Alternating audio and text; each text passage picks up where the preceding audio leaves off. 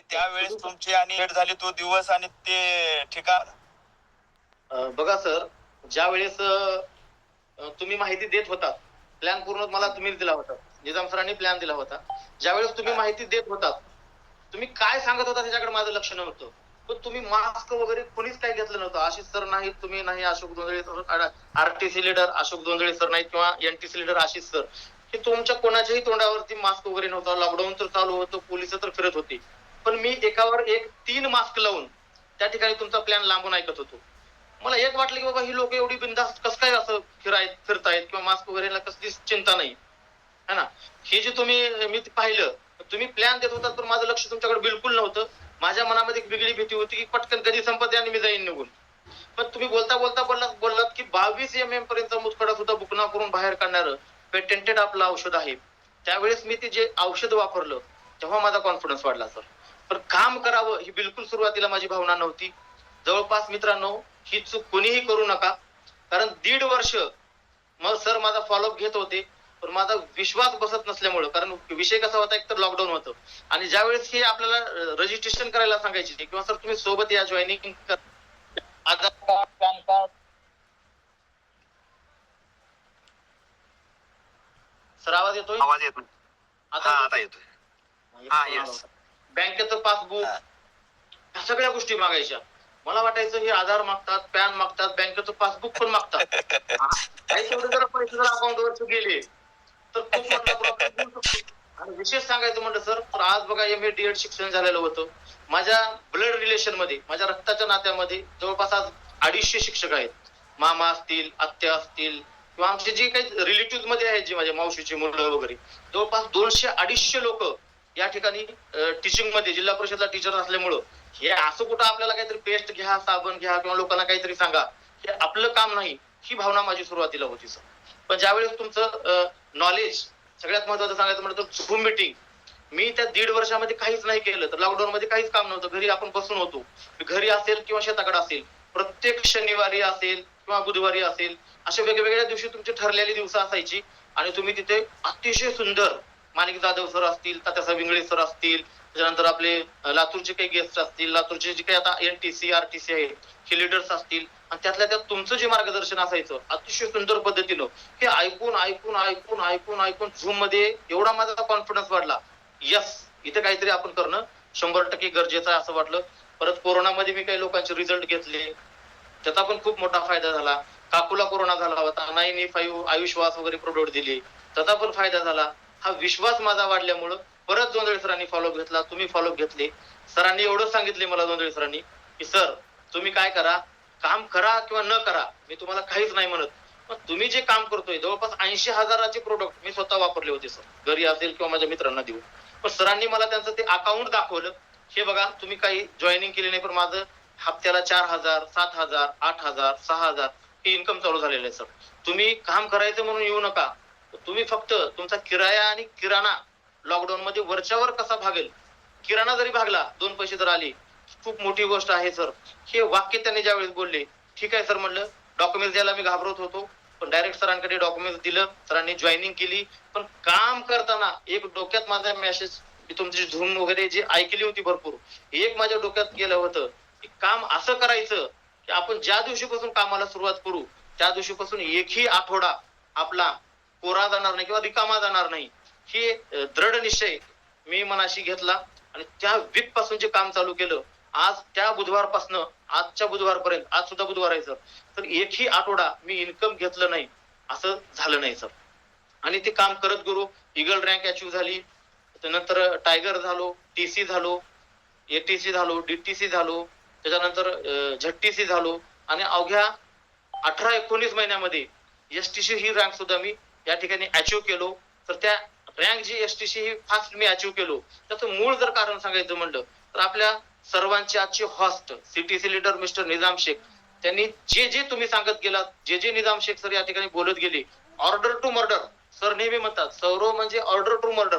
सरांनी एखादी गोष्ट जर सांगितली, कारण या व्यवसायामध्ये मित्रांनो आपल्याला ऍक्टिव्ह अपलाईन असणं सोबत खूप महत्वाचं आहे आणि खूप म्हणजे खूप गरजेचं आहे. आणि त्यातल्या त्यात एवढे सुंदर, ज्यांच्या ध्यानी मनी स्वप्नी 24 तास फक्त आणि फक्त माय लाईफस्टाईल ज्यांनी माय लाईफस्टाईलला या ठिकाणी वाहून घेतलेलं आहे.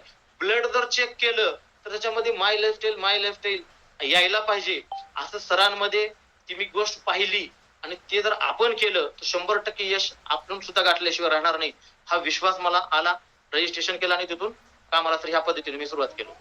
बरं सर, आता तुम्ही ठीक आहे एसटीसी झालात, आता आरटीसीच्या दिशेने तुमचं प्रयाण सुरू आहे, पण नेमकं तुम्ही आता बघा जवळपास 350 पेक्षा जास्त लोक तुम्हाला ऐकतायत. नेमकं हे जे 18-19 महिन्यामध्ये जे तुम्ही अचीव्ह केले राईट ना, पण नेमकं काय करता तुम्ही डेली? आज तुमच्यासारखं सगळ्या लोकांना वाटतंय की माझं पण झालं पाहिजे, मी पण इन्कम घेतलं पाहिजे, पण नेमकी तुमची डेलीची काम करण्याची पद्धत काय? बघा सर, ज्या वेळेस मी ह्या व्यवसायाला सुरुवात केली, सुरुवातीला एक जवळ 7-8 महिने मी पूर्ण माझ्या लोकांची सुरुवातीला एक यादी केली. जवळपास 200 लोकांची एक वेगळी मी यादी काढली. यादी काढून पहिला प्लॅन मी गेलो माझ्या मामाला सांगायला. ज्यावेळेस मी मामाला प्लॅन दिला त्यावेळेस मला माझ्या मामाने सांगितलं की तुझं अगोदर होऊ दे, तुझं झालं की नंतर बघू. माझ्याकडे नाव नोंदणी करायला काही हरकत नाही, पण मला काही हे लोकांना सांगत करत बसणं होत नाही. मला जे लागेल ते घेईन, पण तू अगोदर तुझं झालं की मी करेन. आज गेली 6 महिने झाली मामाने डॉक्युमेंट दिले पण मी रजिस्ट्रेशन केलं नाही, कारण आपल्याला दाखवायचं होतं सर. बघा, यादी मी सुरुवातीला काढली, लोकांना सांगत गेलो. ह्याच्यामध्ये सगळ्यात मोठा वाटा जो माझा आहे तो जीटीएस सर. ज्यावेळेस लातूरची जीटीएस तसल्या त्या लॉकडाऊनच्या परिस्थितीमध्ये डीपीडीसी हॉल, जिल्हा परिषदचा जो हॉल आहे त्या ठिकाणी 450-500 लोकांचा त्या ठिकाणी जीटीएस व्हायचा. आणि त्या जीटीएस मध्ये ज्यावेळेस मी येत गेलो त्याच्यामुळे माझा कॉन्फिडन्स वाढत गेला. तिथं नवनवीन लोकांचे स्पीच असतील, तिथले हॉस्ट असतील, तिथले प्लॅनर असतील, त्यांचं ते नॉलेज ऐकत गेलं. आणि मी त्या लोकांचा, जी माझ्याकडे 300 लोकांची यादी होती त्यातल्या प्रत्येक रविवारी 20 लोकांना 30 लोकांना मी या ठिकाणी इन्व्हाइट करायचं. सुरुवातीचे 7-8 महिने तर असे झाले सर. बघा, मी भरपूर लोकांना इन्व्हाइट करायचं आणि गेटला थांबायचं. जीटीएस स्टार्ट व्हायचा पण सुरुवातीला एकही माणूस यायचा नाही, एकही व्यक्ती यायचा नाही. पण कधीच एकच मिनिट सर, आता अतिशय महत्वाच्या मुद्द्यावर बोलताय सर तुम्ही, की तुम्ही 30 लोकांना कॉल करायचे पण एक पण यायचा नाही, आहे की नाही? आज इथं जे 400 लोक आहेत, हे 400 लोकांपैकी काही लोक असे आहेत, म्हणजे बहुतांश लोक असे आहेत की 1-2-4 लोकांना बोलवतात, नाही लोक आले की नाराज होतात आणि घरी बसतात, बरोबर? मग जीटीएस आणि यांचा 4-4 महिने, 2-2 महिने, 3-3 महिने कधी संबंधच येत नाही. मग आता तुम्ही सुद्धा ज्यावेळेस 30 लोकांना बोलायचे, लोक यायचे नाहीत, त्यावेळेस तुम्हाला काय वाटायचं? आणि मग नंतर तुम्ही तुमच्या मनाची तयारी कशी करायची? बघा सर, ज्यावेळेस मी एक मध्ये 2-3 रविवार तर मी 40 लोकांना फोन केला होता, एकही व्यक्ती आला नाही. ज्यावेळेस ती लातूरची जे आपले टीम लिडर्स असायचे, जीटीएस झाल्यानंतर जी क्लोजिंग असायची ती सगळेजण असं क्लोजिंग करायला एकत्र बसून गोल सगळेजण बसायचे. मला वाटायचं आपलं पण असं होईल का, मी पण अशी क्लोजिंग घेऊ शकेन का, हे पण दिवस माझ्याकडे किंवा माझ्यामध्ये किंवा मी असा दिवस आणू शकेल का, हा प्रश्न नेहमी मला जीटीएस झाल्यानंतर दररोज रात्री जीटीएस ज्या दिवशी होईल त्या दिवशी पडायचा.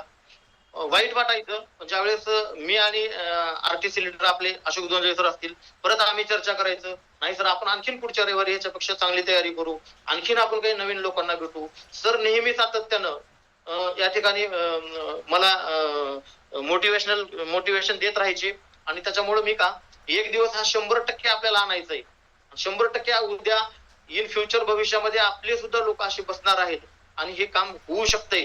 फक्त माझी जी बोलण्याची किंवा त्या लोकांना इन्व्हाइट करण्याची जी पद्धत आहे ती कुठेतरी मला चेंज करावं लागेल. ह्या गोष्टी म्हणजे बऱ्याच गोष्टी मी त्या माझ्या चुकामधून शिकलो सर.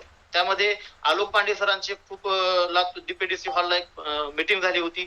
त्याच्यामधून पण इन्व्हिटेशन कसं द्यायचं, आपण लोकांना नेमकं कसं बोलवायचं, काय बोलवायचं, आपण आपलाच फायदा कसा होईल किंवा इथं आल्यानंतर ती प्रोडक्टच कसा घेईल ह्या भावनेनं बोलवण्यापेक्षा समोरच्या व्यक्तीची गरज काय आहे, त्याला काय पाहिजे, त्याला नेमकं काय लागणार आहे, त्याला प्रोडक्ट लागणार आहे का, त्याला इन्कम पाहिजे का, त्याला मान सन्मान पाहिजे. कारण माय लाईफस्टाईल एकमेव ट्रॅक असा आहे सर की ह्या ट्रॅक मध्ये प्रत्येक गोष्ट आपल्याला भेटू शकते, सगळं आपल्याला भेटतो.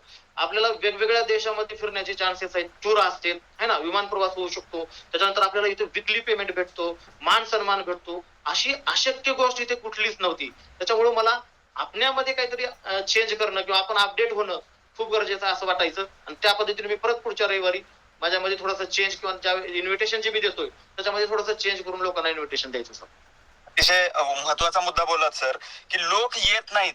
प्रॉब्लेम लोकात नाही, प्रॉब्लेम माझ्यात आहे हे तुम्ही मान्य केलं आणि स्वतः निराश न होता सातत्यानं प्रयत्न करत गेलात.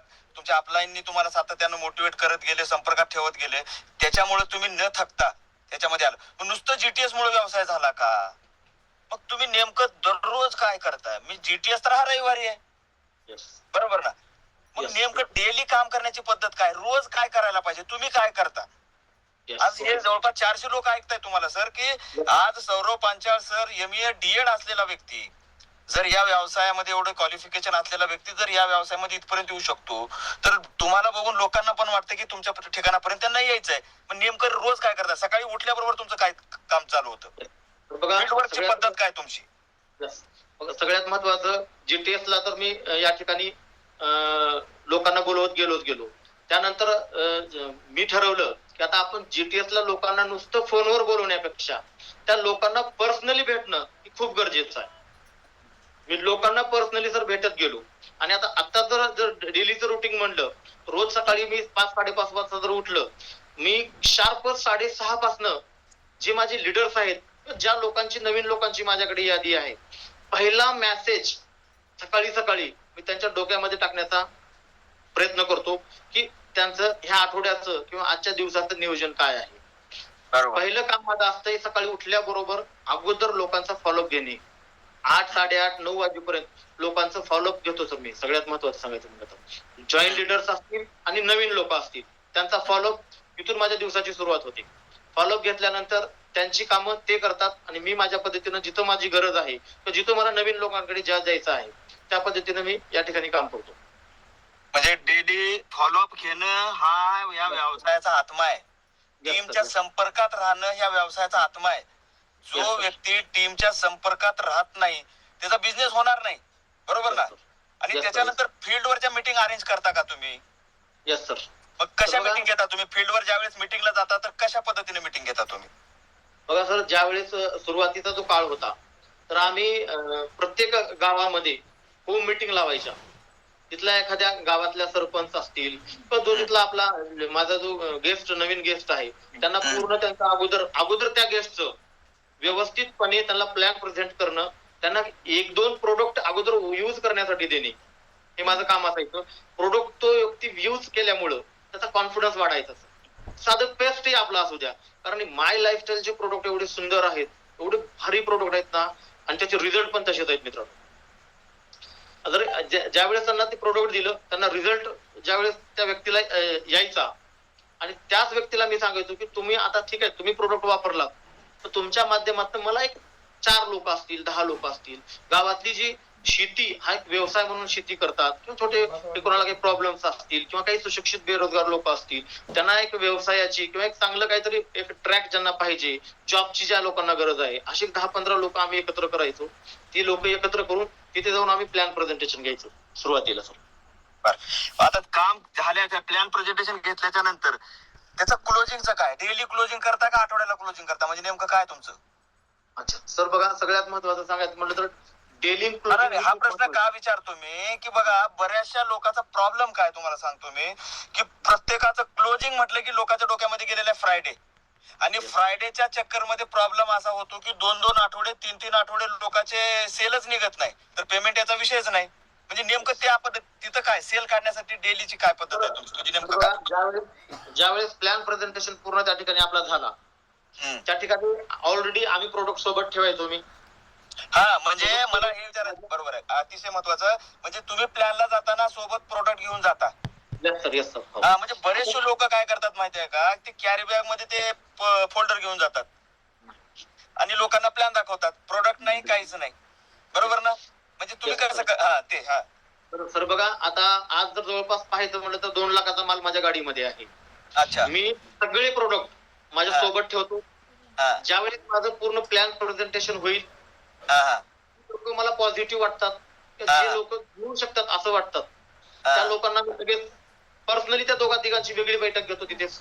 त्यांची वेगळी बैठक घेऊन त्यांचं माइंड सेट करतो की त्यांना नेमकं तुम्ही वापरणार आहेत का, तुम्हाला म्हणजे नेमकी कशाची गरज आहे. आणि 100% आज भारतामध्ये असा एकही माणूस नाही की त्याला ऍसिडिटीचा प्रॉब्लेम नाही किंवा स्टोनचा प्रॉब्लेम नाही किंवा पोटाचे प्रॉब्लेम्स नाहीत किंवा शेतीमध्ये त्याच्याला लागणार आहे, असा एकही माणूस नाही सर. फक्त त्या व्यक्तीला समजून घेऊन त्या व्यक्तीला विश्वास देणं खूप गरजेचं आहे. मी कॉन्फिडन्सली एवढा विश्वास देतो ना, कंपनी जी आहे, मी माझ्या डिस्ट्रीब्युटरला सुद्धा सांगतो सर, कंपनी आपल्या पप्पाची आहे, आपली आहे असं समजून जर आपण काम केलं 100% क्लोजिंग होते सर. आणि ह्या व्यवसायामध्ये नुसतं प्लॅन घेऊन सर फायदा होणार नाही.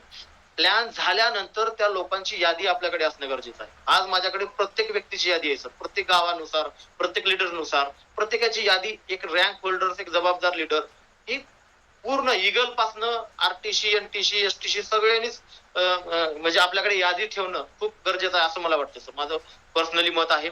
आणि त्या लोकांची लगेच यादी घेणं आणि यादी घेतल्यानंतर त्या स्पॉट क्लोजिंग जेवढी झाली तेवढी स्पॉट क्लोजिंग करणं. तर काही स्पॉट क्लोजिंग मी जाग्यावरती 2-2 लाख, 1.5 लाख, 2.5 लाख रुपयेपर्यंत क्लोजिंग केली सर. स्पॉट क्लोजिंग पहिल्यांदा.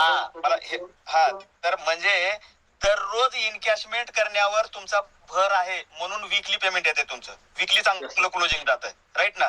म्हणजे आज सकाळी मी MI लाईफस्टाईल साठी मार्केटमध्ये गेलोय, लोकांना प्लॅन दाखवलोय. माझ्या डोक्यामध्ये म्हणजे तुमच्या डोक्यामध्ये एक गोष्ट असते की मी प्लॅन देतोय म्हणजे मला कॅश घ्यायची आहे, मला जॉईनिंग करायचं आहे, मला रिपर्चेस काढायचं आहे. म्हणजे आज मला तुमच्या माध्यमातून ह्या सर्व लिडर्सना सांगावं असं वाटतंय की तुमच्या डोक्यातला तो शुक्रवार जो आहे ना क्लोजिंगचा दिवस, ते कंपनीचं क्लोजिंग आहे शुक्रवारी, पण तुमचं डेली वेळ देतोय म्हणजे डेली इनकॅशमेंट झाली पाहिजे.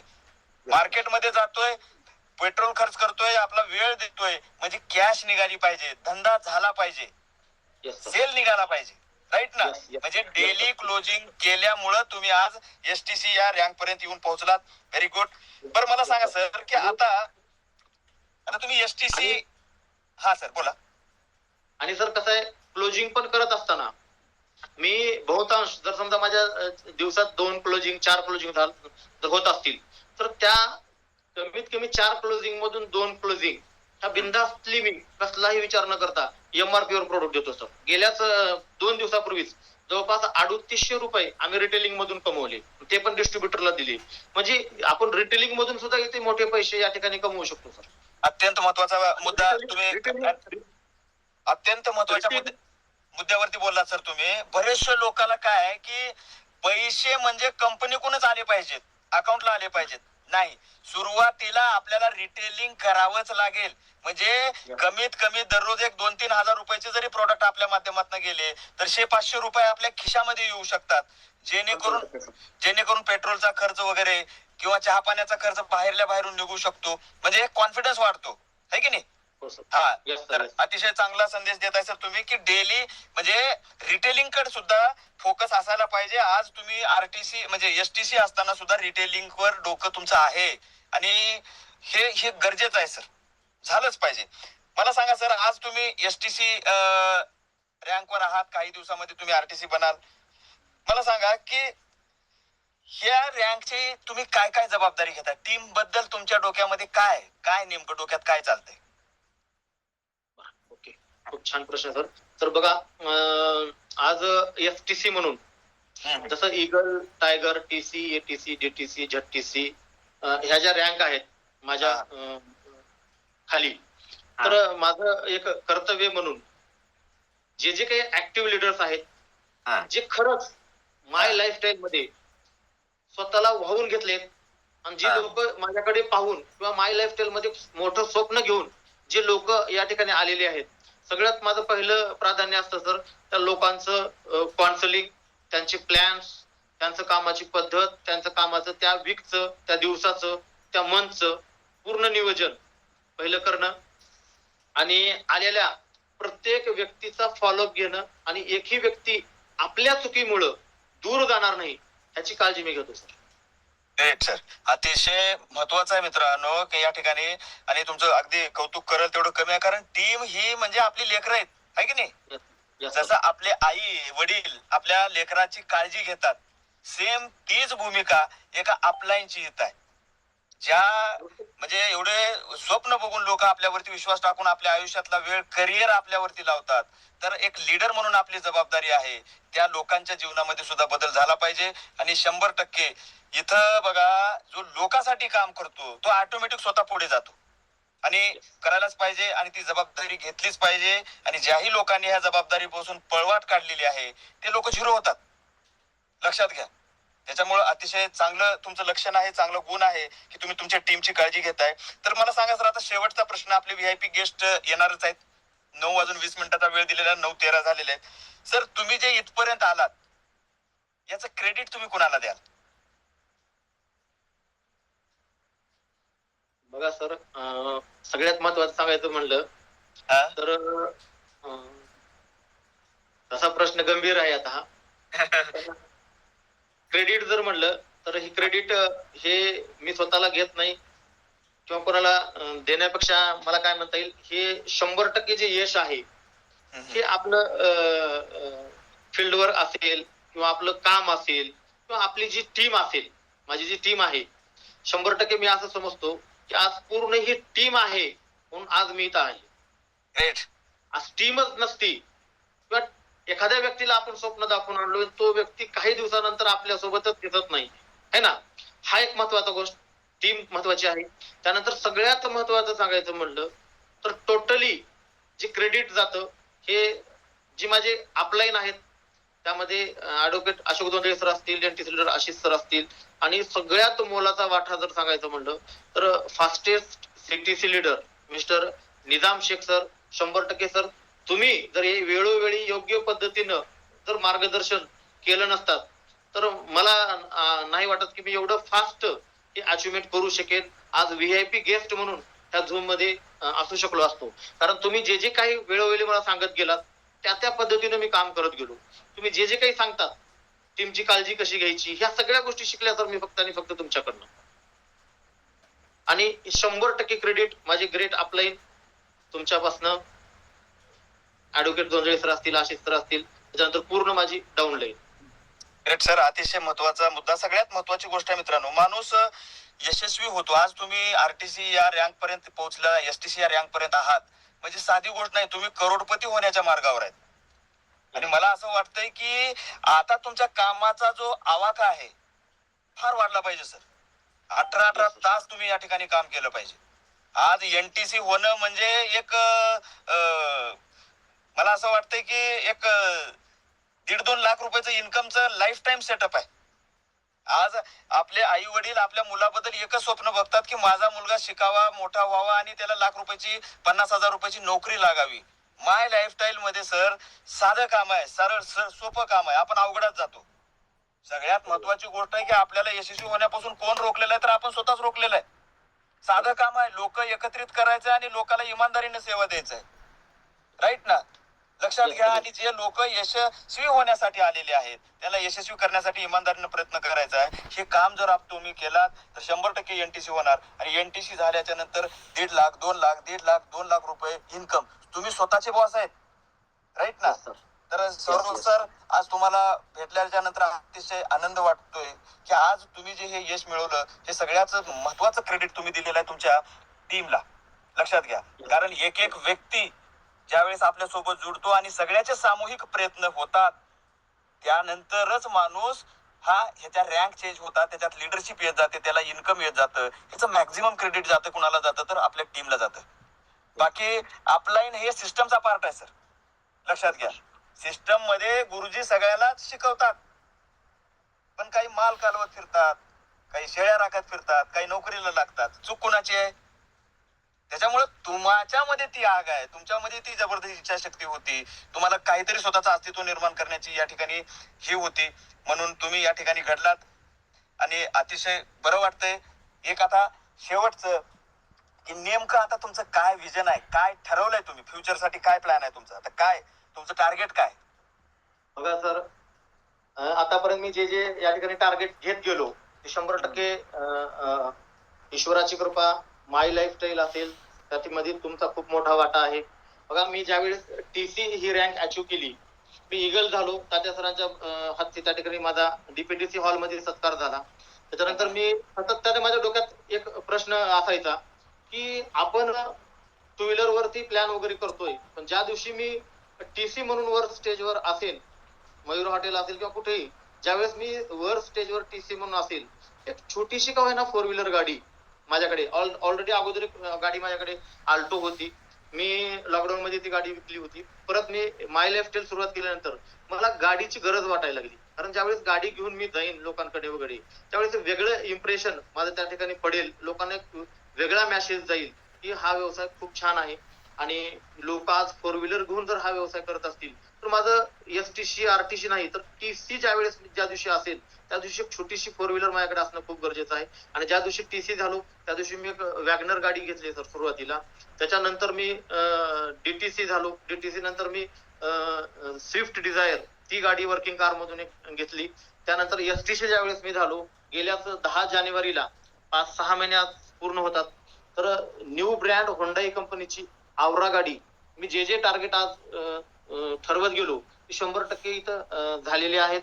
माझं एकच या ठिकाणी विजन असणार आहे की माय लाईफस्टाईल मध्ये खूप मोठं या ठिकाणी मला एक करिअर म्हणून त्याला या ठिकाणी मी माय लाईफस्टाईलला पाहतोय. खूप मोठं या ठिकाणी माझं विजन आहे. भरपूर पैसे आपल्याला मला ह्या माय लाईफस्टाईल मधून कमवायचे आहेत. भरपूर लोकांच्या हाताला या ठिकाणी रोजगार मला या ठिकाणी मिळवून द्यायचा आहे. जे लोक माझ्या टीम मध्ये येतील त्या लोकांना प्रामाणिकपणे कुठलीही त्या लोकांबद्दल द्वेष भावना किंवा कुठलाही राग किंवा कुठलंही त्यांच्या जसं की आपण फायद्यापुरतं जे काम म्हणू असं न करता प्रत्येकाचं या ठिकाणी स्वप्न पूर्ण करण्यासाठी 100% मी माझं या ठिकाणी देणार आहे. जवळपास कमीत कमी एक 20 तरी एनटीसी मी ह्या येणाऱ्या 2-3 वर्षामध्ये बनवावं असं माझं टार्गेट आहे सर. माझ्याच फोर व्हीलर नाही तर माझ्या टीम मध्ये सुद्धा फोर व्हीलर गाड्या या ठिकाणी आल्या पाहिजे, यासाठी मला अहोरात्र प्रयत्न करून काम करायचं आहे सर. ग्रेट सर, अतिशय सुंदर, फार चांगलं स्वप्न तुम्ही पाहिलेलं आहे. आणि ज्यावेळेस एखादा व्यक्ती लोकांसाठीच एखादं स्वप्न पाहतो तर 100% ईश्वर त्याला तथास्तु म्हणत असतो. त्याच्यामुळे तुमचे सगळे पाहिलेले सगळे स्वप्न पूर्ण होतील. आज तुम्ही तुमच्या आयुष्यातला अत्यंत महत्वाचा वेळ या ठिकाणी दिला, बरोबर ना?